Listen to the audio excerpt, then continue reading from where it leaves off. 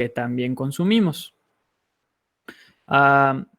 Algunos carbohidratos son monosacáridos y estos monosacáridos también reciben el nombre de azúcares simples. Los monosacáridos forman a todos los demás carbohidratos. Por ejemplo, el azúcar de mesa o también sacarosa es una unión entre dos monosacáridos. Uno es glucosa y el otro es fructosa. Y ahorita vamos a ver sus estructuras y cómo es que se unen para formar, en ese caso, ese es un ejemplo de un disacárido. Y también vamos a ver cómo se les llama a cada uno de ellos.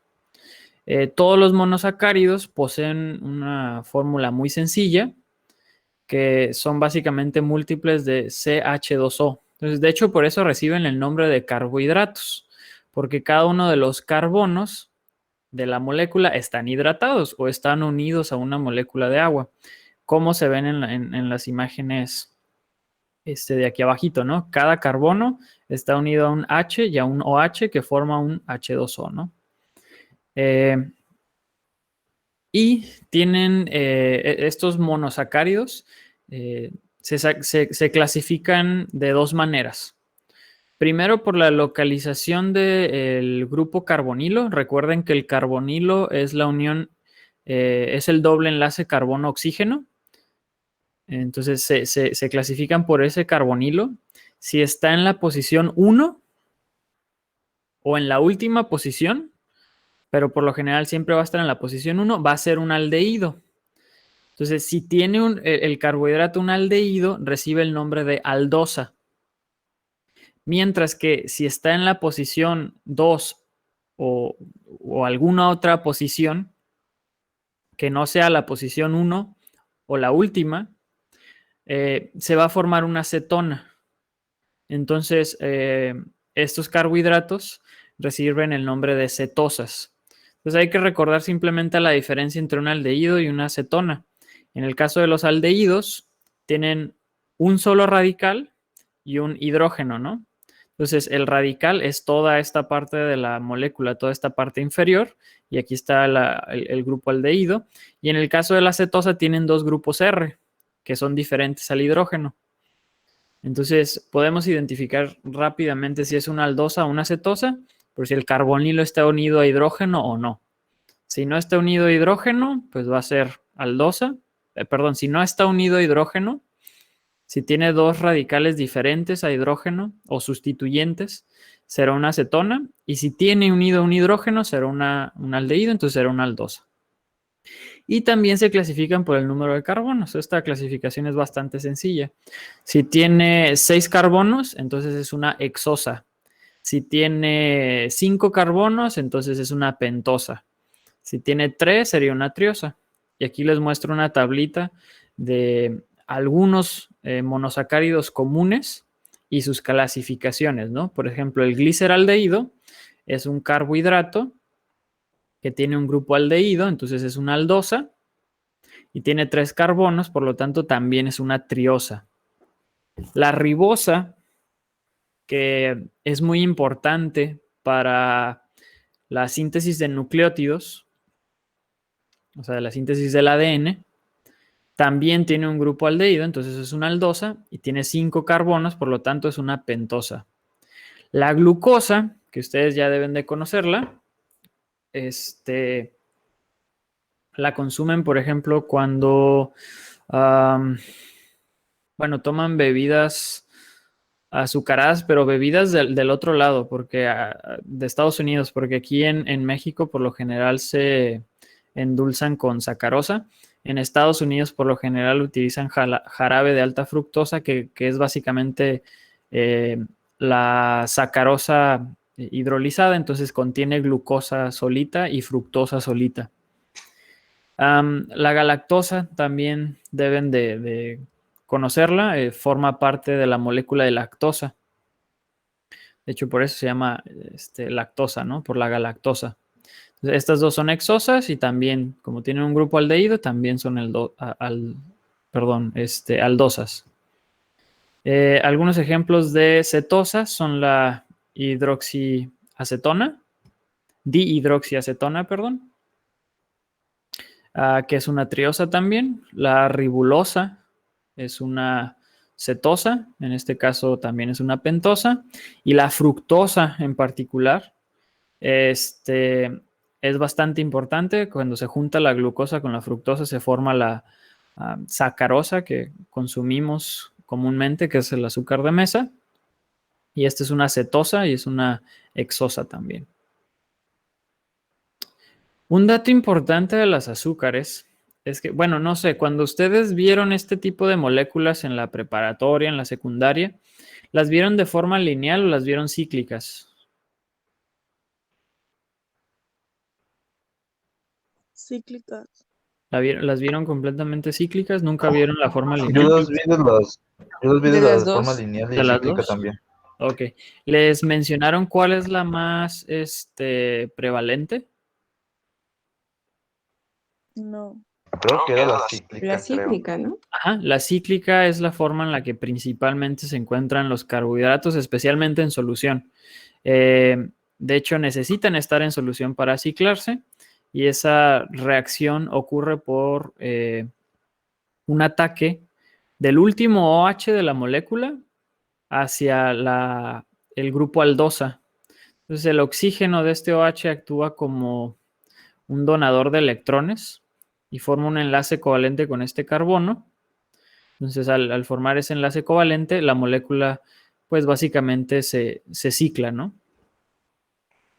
Y la mayoría, pues poseen estos esqueletos lineales, pero les digo que la forma más prevalente en solución es la forma de azúcares en forma de anillos o ciclados. Y estos monosacáridos tienen una función sumamente importante para la vida, que es básicamente ser una fuente de energía para las células, pero también sirve como materia prima para la construcción de ciertas moléculas. Como les mencioné, los nucleótidos que forman al ADN requieren de la ribosa. Y ahorita vamos a ver algunas otras estructuras que son sumamente importantes para la vida. No es nada más para energía los carbohidratos. No son nada más para obtención de energía. Y bueno, así es como se forman los disacáridos y en general los polisacáridos. Un disacárido se forma cuando ocurre una reacción de condensación entre dos monosacáridos. Y se forma, recuerden que en las reacciones de condensación se pierde una molécula de agua.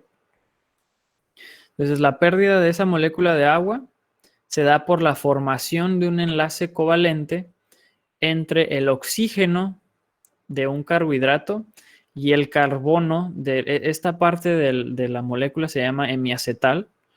Pero recuerden que aquí es donde estaba el grupo aldehído, ¿no? Entonces, el aldehído cuando se cicla se llama hemiacetal. Entonces, este oxígeno puede reaccionar con este carbono del hemiacetal y formar un nuevo enlace covalente y se pierde esta molécula de agua. Este enlace recibe un nombre especial, aunque si lo comparamos con los grupos funcionales que vimos la semana pasada, creo los terminamos de ver el lunes, perdón. Este es un grupo éter, ¿de acuerdo? Es un oxígeno con dos radicales diferentes. Entonces es un enlace tipo éter, pero en el caso de carbohidratos, pues nadie suele llamarle enlace tipo éter, le llaman enlace glucosídico. ¿De acuerdo? Entonces, los enlaces entre monosacáridos lo vamos a llamar enlace glucosídico, pero no se les olvide que también es un enlace tipo éter, ¿no? Y así es como se forma la sucrosa. Se hace reaccionar un monómero de fructosa con un monómero de glucosa para formar la sucrosa o el azúcar de mesa. Importante, en estos pues anillos de carbohidratos siempre se empieza a contar para la nomenclatura en sentido de las manecillas del reloj, empezando por el carbono que está más cercano al oxígeno. Entonces, por ejemplo, se están uniendo bueno, es que tienen cierta nomenclatura estos enlaces glucosídicos. Se están uniendo los carbonos por un enlace glucosídico, los que están en posición, este sería el 1, este es el 2, este es el 3 y este es el 4. Entonces está reaccionando el carbono 4 unido al oxígeno con el carbono 1 que está en la glucosa. Entonces siempre se cuenta en sentido de las manecillas del reloj, empezando con el carbono que está a la derecha del oxígeno, ¿no? Entonces este es 1, 2, 3, 4, 5, este es 1, 2, 3, 4. Entonces decimos que este es un enlace glucosídico, se supone que es 1,4, pero creo que no sé si está mal aquí en la imagen, porque por lo general siempre se empieza a contar en sentido de las manecillas del reloj. Esto lo tengo que checar porque no me acuerdo si está bien. Pero en el caso de la maltosa, este sí estoy 100% seguro que está bien. Se empieza a contar de este carbono, 1, 2, 3, 4, y ese se está uniendo con el 1. Entonces, en el caso de la maltosa, hay un enlace glucosídico 1,4. El de la sucrosa, déjenme revisarlo, porque según yo también era 1,4, pero puede que esté equivocado. Bueno, los polisacáridos son sumamente importantes, ya que poseen estructuras que sirven para almacenar energía o que tienen también funciones estructurales en los organismos vivos. La estructura y la función de estos polisacáridos está determinada por los monómeros que forman al polisacárido y por el tipo de enlaces glucosídicos que se forman entre los monómeros, porque esto genera diferentes orientaciones en las moléculas que se van a formar. Entonces, creo que no vimos la definición de polisacáridos, pero pues un polisacárido va a ser la macromolécula como tal de los carbohidratos, ¿no? Entonces, los polisacáridos se forman por reacciones de condensación entre monómeros. Y por acá les menciono el almidón. El almidón es un polisacárido y consiste totalmente de puros monómeros de glucosa. Estos se encuentran en los cloroplastos, de hecho se sintetizan el almidón en los cloroplastos de las células vegetales fotosintéticas y en algunos otros plastos o plástidos, ¿no? Y nosotros obtenemos gran cantidad de la energía de nuestra dieta a partir de los almidones. ¿Por qué? Porque estas cadenas largas de glucosa nosotros las podemos cortar en nuestro sistema digestivo. Nosotros tenemos enzimas que hidrolizan los enlaces entre las moléculas de glucosa y nosotros, pues, a final de cuentas, convertimos a los almidones en el sistema digestivo en azúcares, en monómeros sencillos que nosotros podemos absorber y nosotros podemos obtener energía a partir de esa glucosa que obtenemos a partir del almidón, ¿no?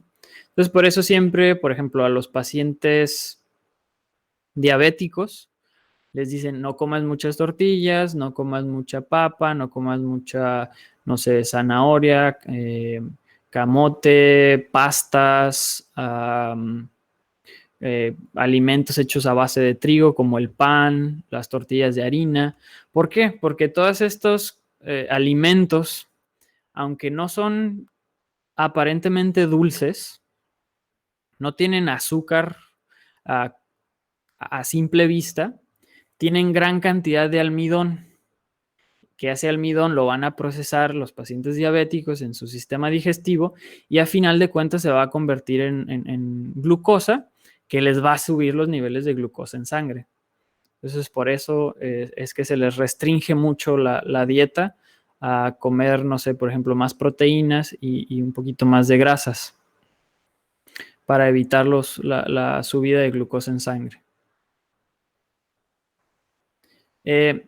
Los humanos almacenamos, bueno, las plantas almacenan los carbohidratos que generan a partir de la fotosíntesis en forma de almidón.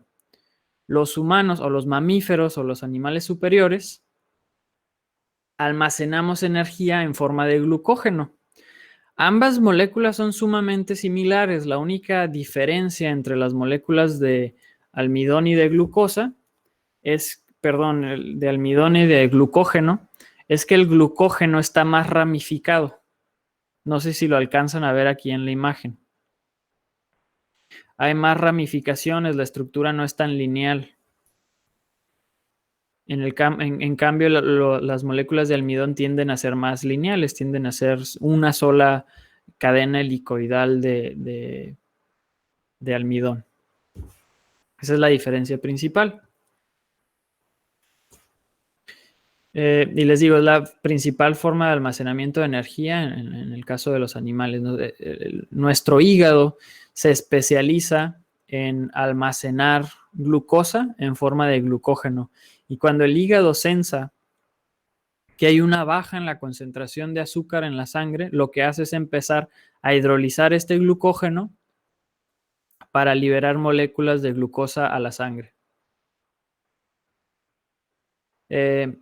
También el tejido muscular puede almacenar glucógeno, ya que requiere de una alta demanda de glucosa para hacer, por ejemplo, ejercicios del tipo anaeróbico.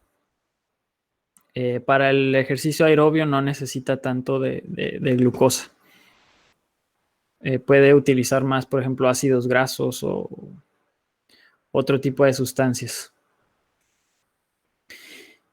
Y bueno, los polisacáridos, les decía, no solamente tienen la función de proveer de energía o de almacenar energía, también tienen funciones estructurales. Por ejemplo, la celulosa es el mayor componente de la pared celular en las células vegetales. Y la celulosa está formada de tiene una estructura muy similar al almidón.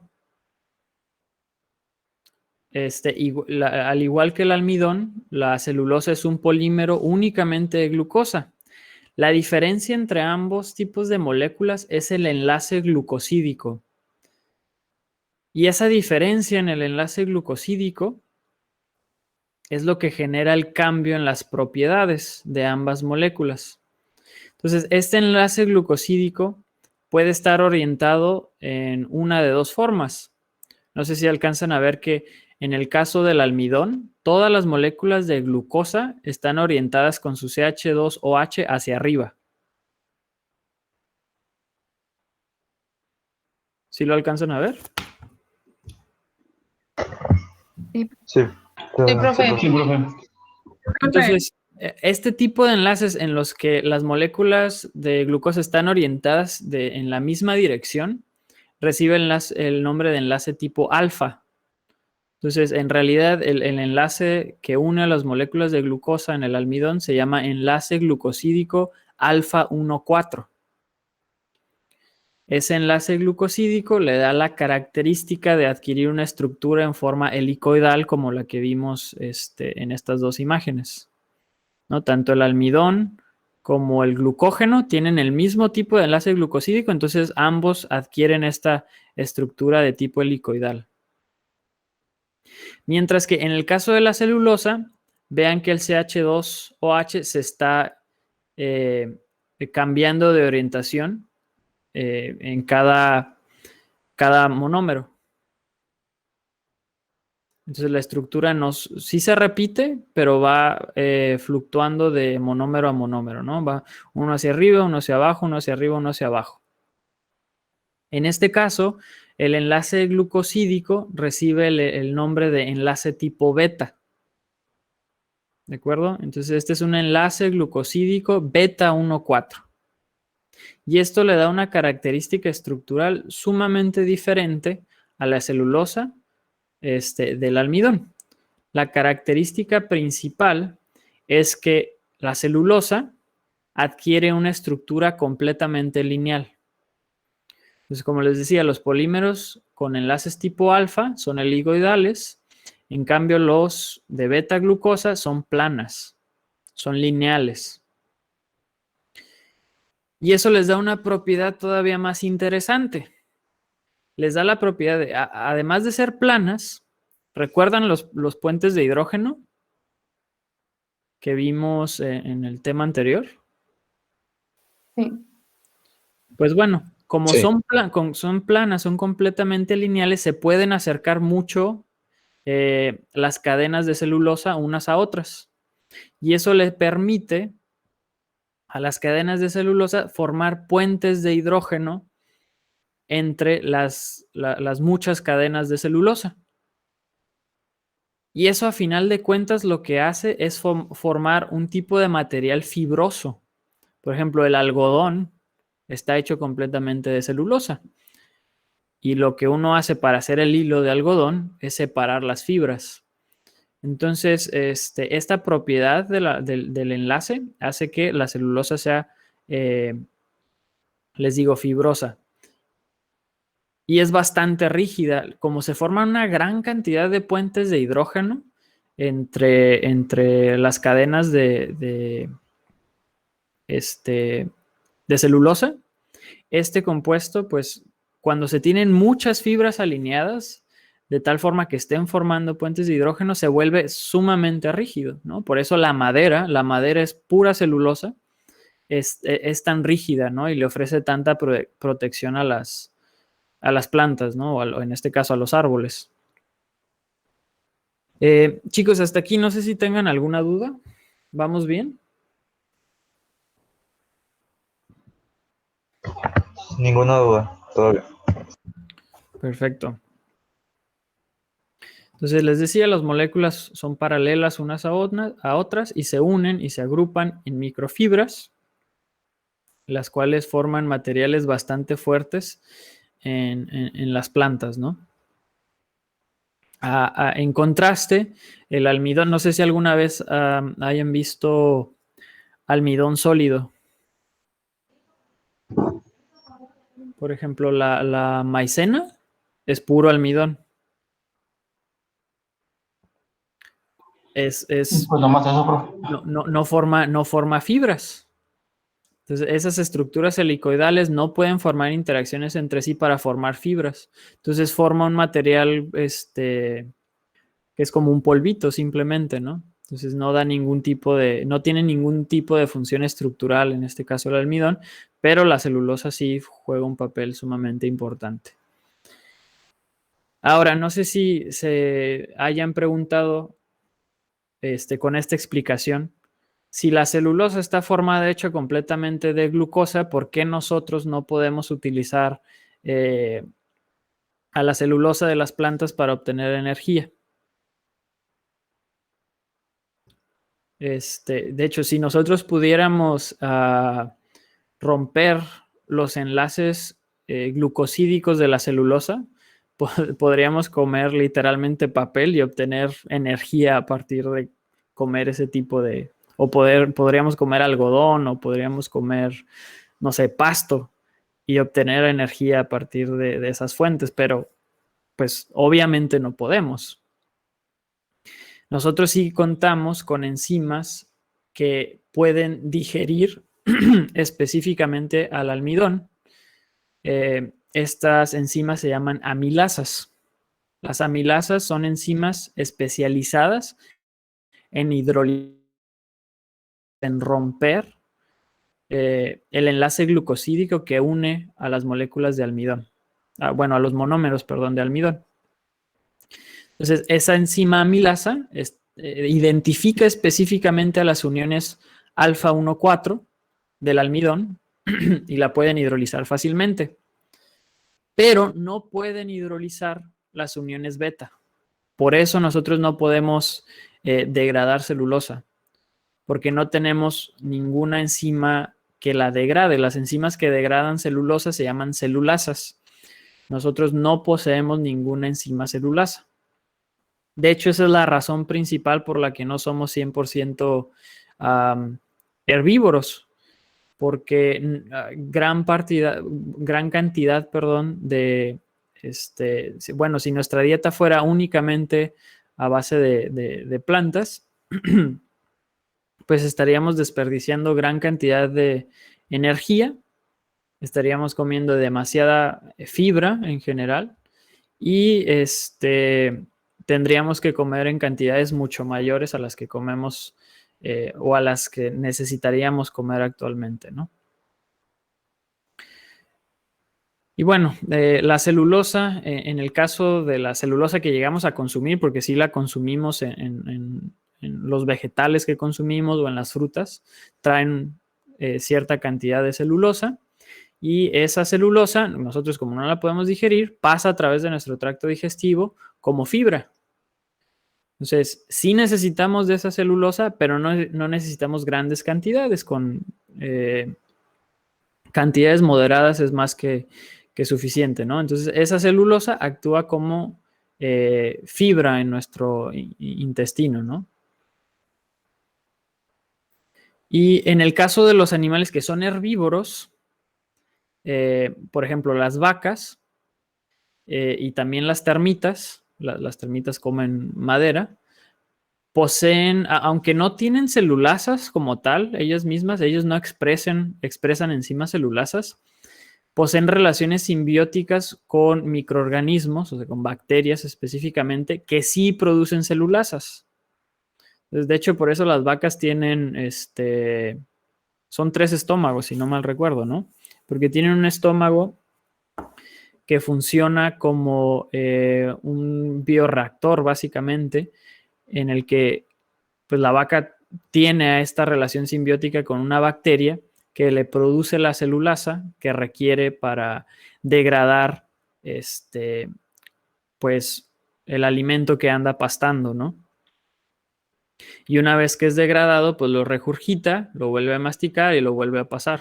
Por eso es que son rumiantes también las vacas, ¿no?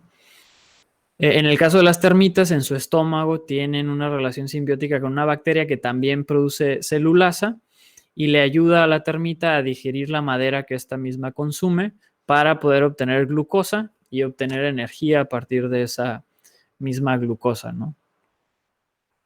No sé si aquí en el grupo... Profe, Dígame. ¿y no se podría usar la bacteria que usa la termita para generar la energía?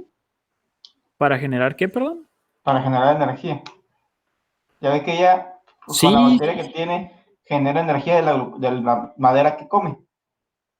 sí, pero bueno, necesitamos ver metabolismo, pero sí se utiliza, por ejemplo, se pueden modificar levaduras para que produzcan celulasa y que a partir de madera, papel, telas de que tengan celulosa, la bacteria, en este caso la levadura, pueda producir es que no es energía así como la que creo que se está imaginando, no produce energía en forma de electricidad o fuego o cosas así, ¿no? Produce energía en forma de ATP, que el ATP lo vamos a ver más adelante, pero es la fuente de energía de la célula.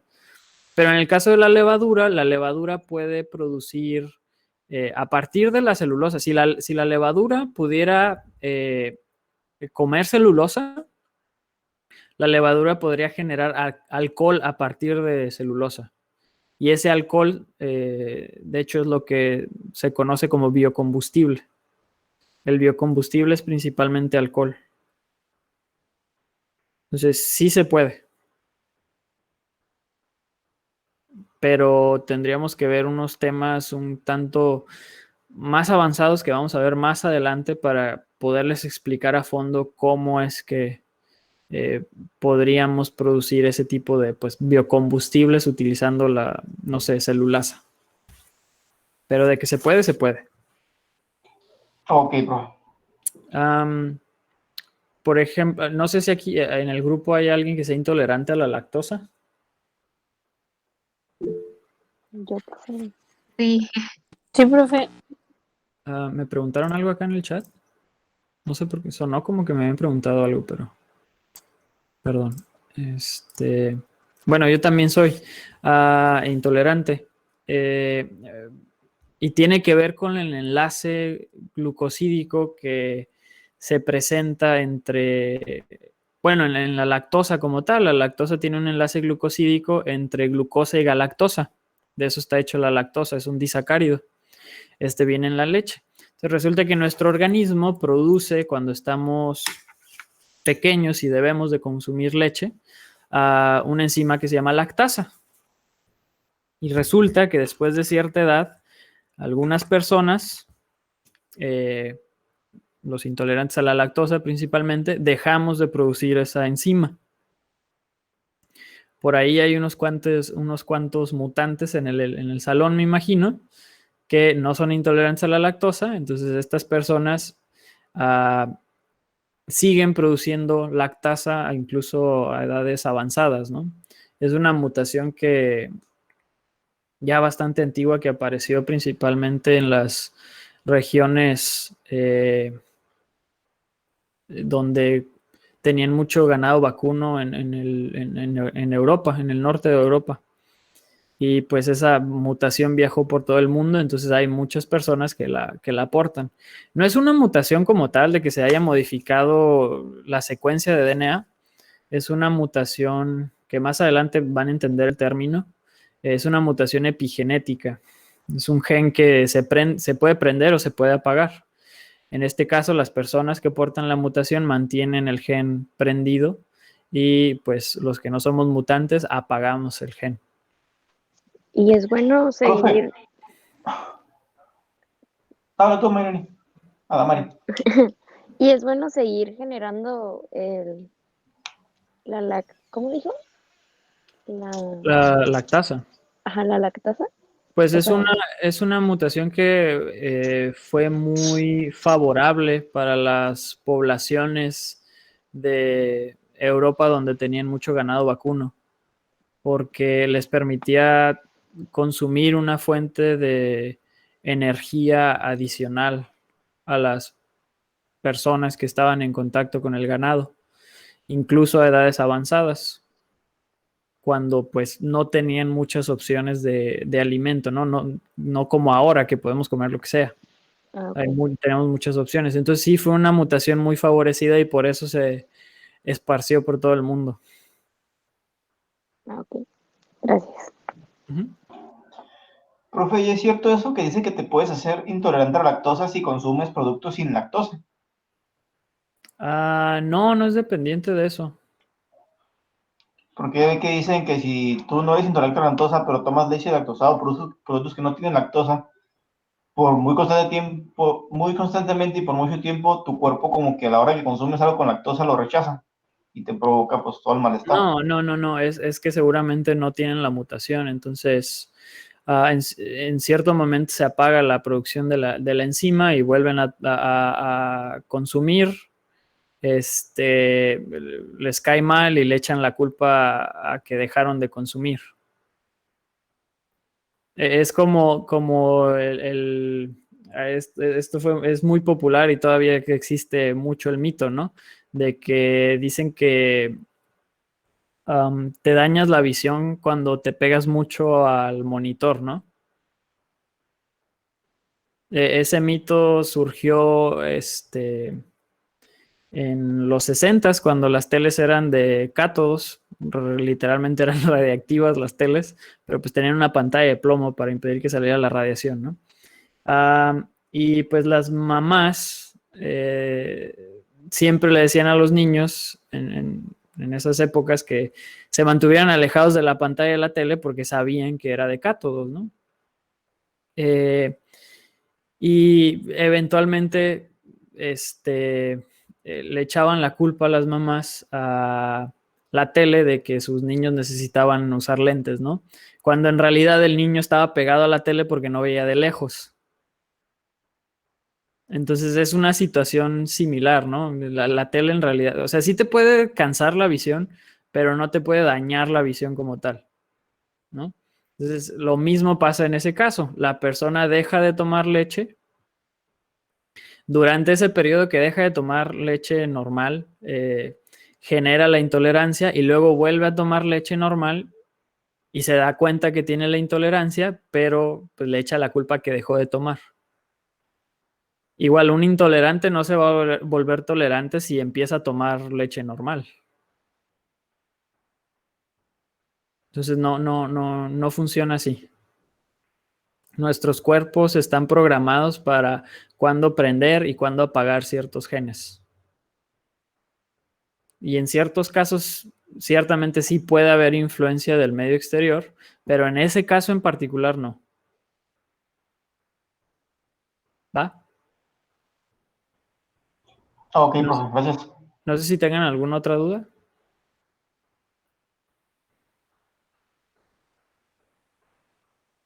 Profe, ahorita que estamos hablando de lo de la leche y eso, ¿por Ajá. qué dicen que la leche directa de la vaca no se puede tomar? Porque puede venir contaminada por bacterias. No es Porque recomendable. Te puede dar brucelosis. antes se la tomaba. Bueno, yo desde chico, mi abuelo tenía lo que era rancho y de lo que es desde recién salida de la ubre, casi casi nos ponían la boca de chiquitos. Pero con el paso del tiempo nos dijeron que no, que quién sabe qué, quién sabe cuánto, que no se podía. Pero nosotros todo la niñez lo hicimos, puede decir, y se dieron después con que siempre no, que ya no se puede, que hay que hervirla. No es recomendable porque sí, les digo, la leche puede venir contaminada con patógenos y uno de los más peligrosos es el patógeno que produce la brucelosis, que es muy común que la gente se contagie comiendo, por ejemplo, quesos frescos de rancho. Es muy común la brucelosis y pues es una enfermedad seria, ¿no? Y sí, es recomendable siempre tomar leche que esté previamente pasteurizada. No es para nada recomendable tomar leche directa de la vaca. La leche broca, como le conocen. La leche bronca, exactamente, no es recomendable. Y tan buena que sabe, profe. No, no sabré decirle, no lo he probado. Ni puedo, le digo, soy intolerante a la lactosa. Profe, pero ¿qué tan peligroso sería eso? O sea, para un intolerante. La leche bronca ahora sí que no está ni pasteurizada.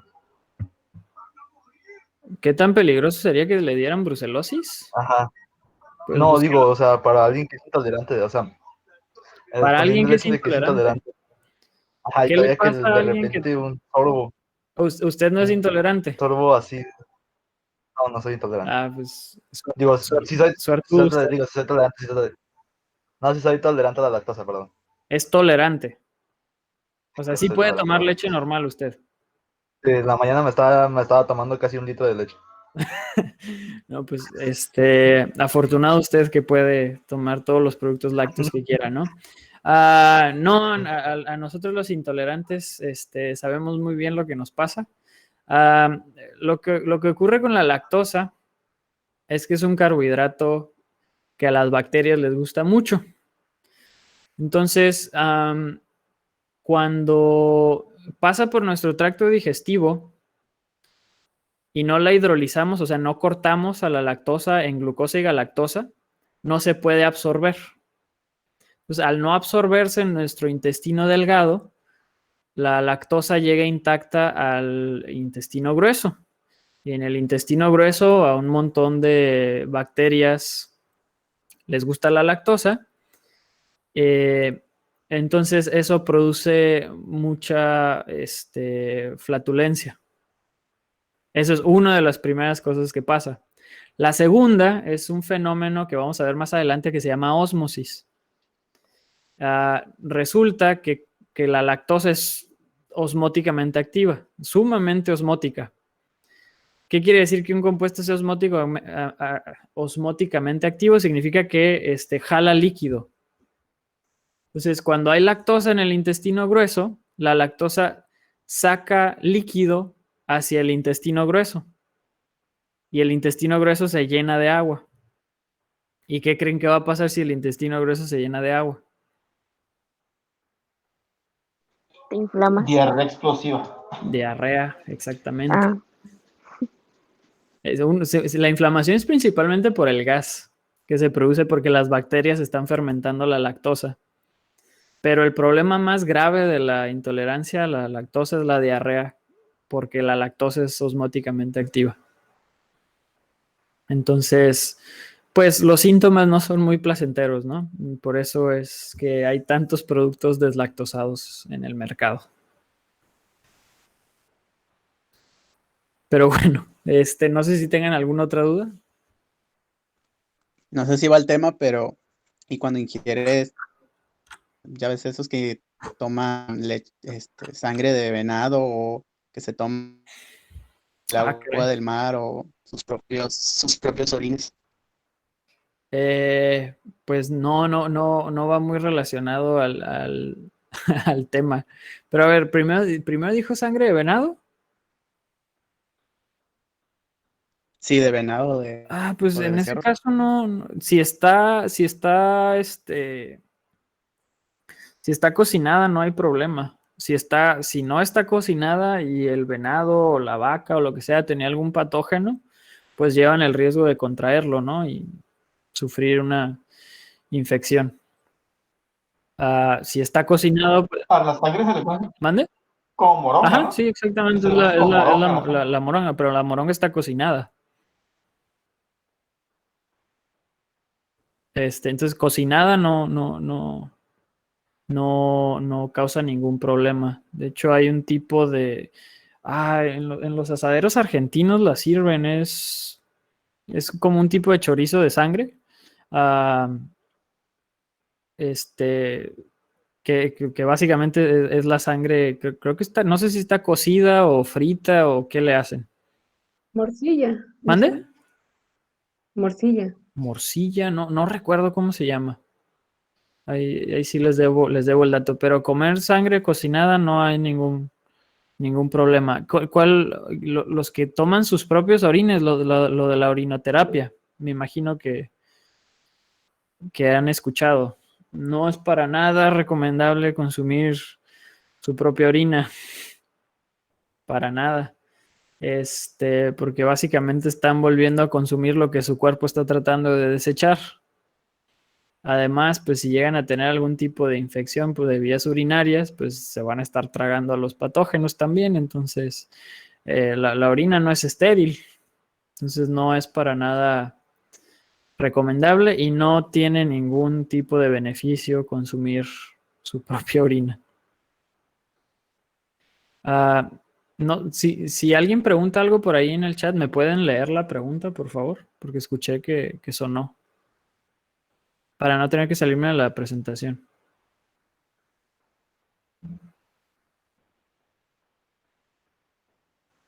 Le ponen lactasa. Les ponen lactasa. No le quitan la lactosa como tal, le ponen la lactasa y la lactasa destruye a la lactosa, la convierte en glucosa y galactosa. De hecho, por eso, si alguna vez han probado leche deslactosada y si la comparan con la leche normal, se van a dar cuenta de que la deslactosada sabe más dulce. Eso es porque pues se están tomando la glucosa directo, ¿no? Por eso sabe un poquito más dulce la leche deslactosada. Y porque dicen que la lactosada light o la light es más dulce todavía que Ah, que la normal. la light no sé, porque la light nada más le quitan grasa.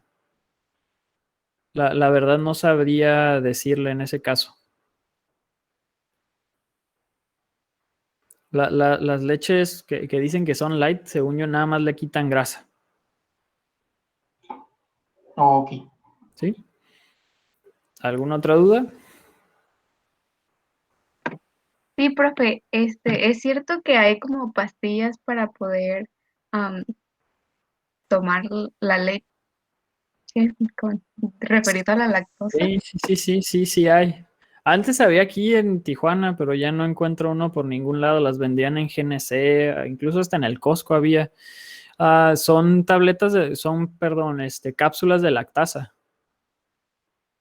Entonces, uno se toma la cápsula unas horas antes de comer cualquier producto lácteo y pues va uno a tener lactasa en el sistema digestivo y la lactasa va a destruir la lactosa que consuman y ya no llega al intestino grueso. Al otro lado, en Estados Unidos todavía pueden encontrar la marca, creo que era Lactaid. Las pueden buscar en las tiendas como en tipos tiendas como GNC, de las tiendas de vitaminas. Ahí venden. Nada más que ahorita con esto de que no podemos cruzar. Ok, Eh, gracias. de nada. ¿Alguna otra duda?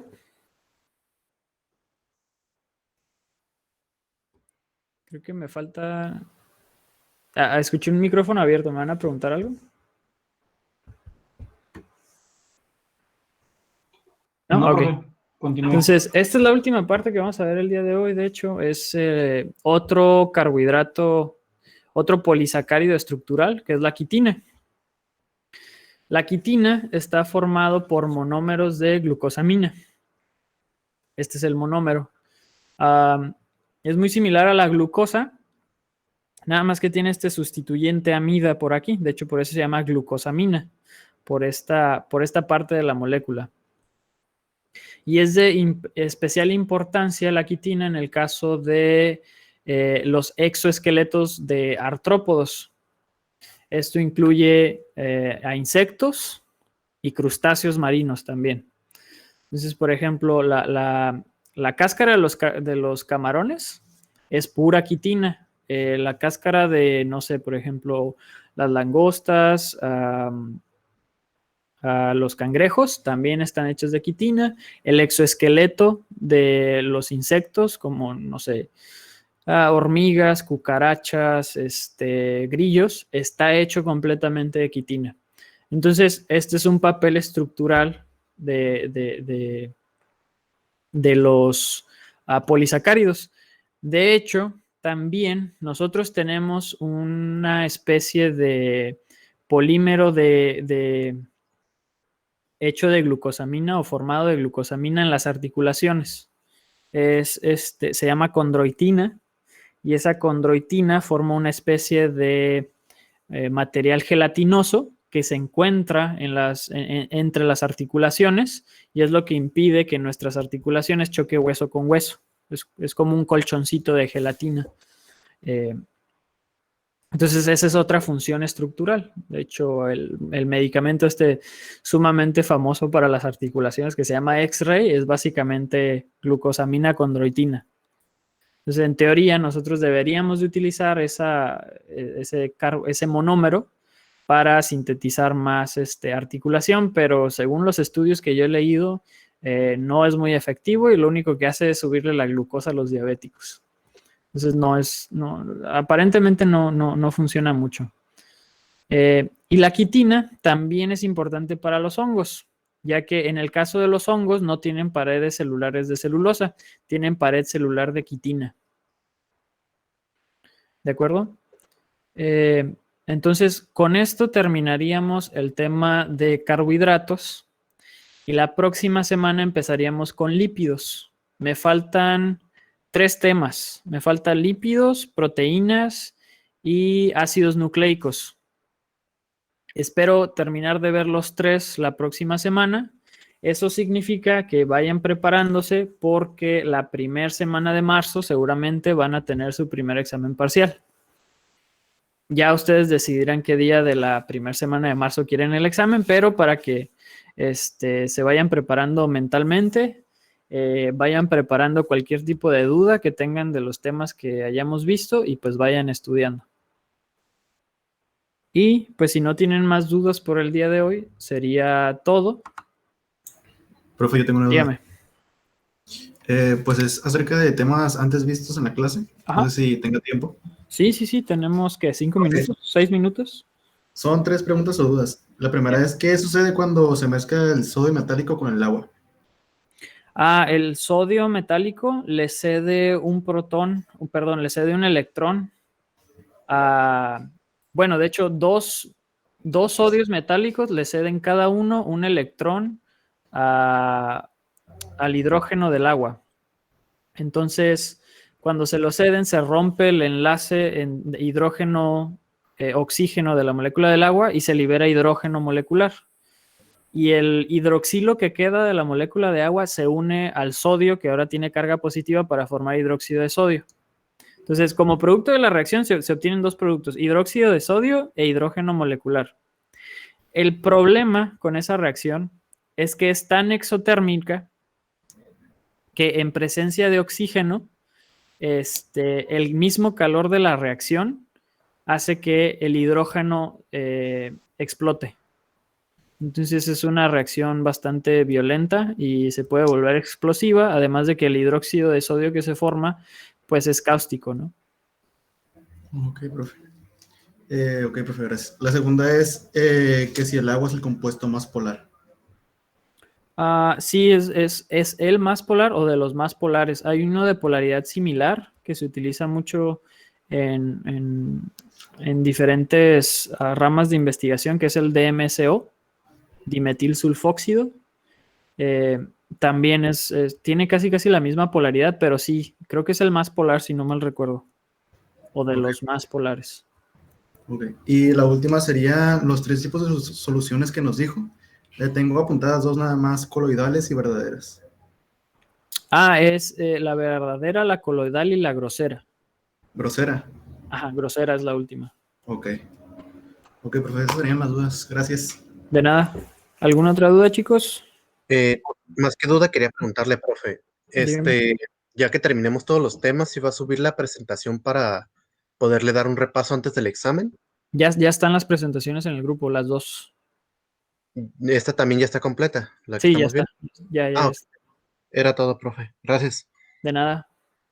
Dígame. Ujú.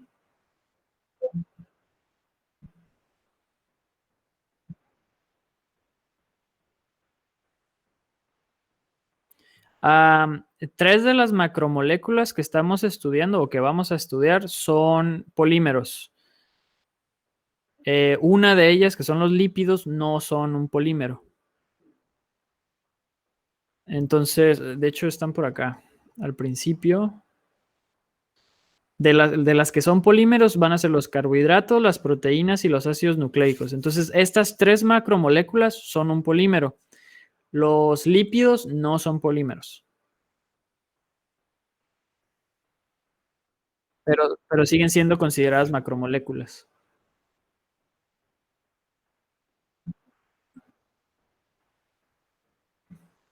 No todas.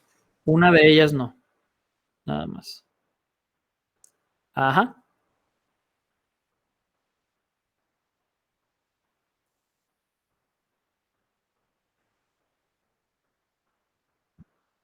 No, no. Igual lo vamos a ver la próxima semana, los lípidos, y más o menos les voy bueno, no más o menos, les voy a decir cómo se forma, cómo se constituye la estructura de los lípidos. De nada. ¿Alguna otra duda, chicos? ¿Me podría volver a decir los 3 tipos de soluciones, por favor? Son verdaderas, coloidales y groseras. Es clasificación por tamaño de partícula en ese caso. En solución. La clasificación por tamaño de partícula en solución es verdadera, coloidal o grosera. Ok, gracias. De nada. ¿Más dudas, chicos? Profe, ¿cómo sería la dinámica del examen? Ok, es un formulario de Classroom. Entonces, el día que pongamos para examen, a la hora de clase se publica el formulario, ustedes lo contestan y les doy sus calificaciones. Ok, profe, gracias. No sé si les comenté durante la primera sesión que tuvimos en el encuadre, que durante el examen les pido que prendan sus cámaras. No me acuerdo si se los había comentado. Según yo sí, pero a lo mejor se me olvidó. Creo que no lo comentó. Bueno, para la clase ya saben que no tienen que prender cámara, pero para los exámenes parciales sí les voy a pedir que prendan sus cámaras, ¿no? Entonces, para que pues estén presentables, ¿no? Igual, es para O sea que me tengo evitar, que bañar, profe. exactamente, Chale. no es por invadir su privacidad, sino para cuidar que no copien en los exámenes, porque ya me ha pasado, y así pues al menos me puedo dar una idea de si copiaron o no copiaron porque luego me salen todos con casi la misma calificación, entonces empiezo a pensar mal, entonces prefiero estarlos checando y saber que sacaron buena calificación porque estudiaron y le echaron ganas y no porque se estaban copiando. porque ya he tenido que cancelar desafortunadamente exámenes en semestres anteriores y pues no quiero que pase lo mismo. Entonces, nada más para que estén enterados, perdón por no haberles avisado antes, pero para el examen parcial tienen que prender sus cámaras. ¿Cuánto tiempo dura el Profe, examen? 1 hora, desde 1 hora. ¿Y cuántas preguntas trae? El primer examen no me acuerdo, unas como 45, 50 creo. Creo, le iba a no, preguntar, profe, no me acuerdo. ¿Mande? que si va a ser de opción múltiple o va a ser Es de escrito. opción múltiple, sí, es de opción ok. múltiple.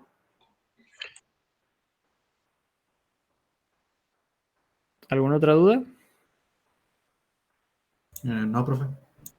No, profe, sería todo. Bueno, entonces nos vemos la próxima semana y cuídense mucho. Igualmente, profe. Ay, profe. Gracias, Profe, profe. igual. Gracias, profe. Igualmente, profe. Que tenga bonito día. Profe. Bye. Bye, profe. Hasta luego. Buen fin de semana. Profe, Cuídense. profe, Mande. de igual manera también puedo estudiar la presentación y también el libro de Campbell, ¿verdad? Sí, de preferencia del Campbell, de hecho. Y usted no sabe dónde conseguirlo, profe. Se los mandé, según yo, al grupo de No, Classroom. sí, pero no sé, no lo, o sea, usted lo tiene en físico. No, yo lo tengo en mi computadora. Bueno, está bien, profe. El que les mandé el enlace para el libro en Google Books. Está en español, está en formato digital y está muy cómodo porque pues viene con los temas y está mucho más cómodo porque como está completamente digital, está en formato PDF, le puede hacer control F y puede buscar específicamente lo que quiere en el libro, ¿no? La única desventaja es que como está en Google Books, pues necesita tener conexión a internet para leerlo.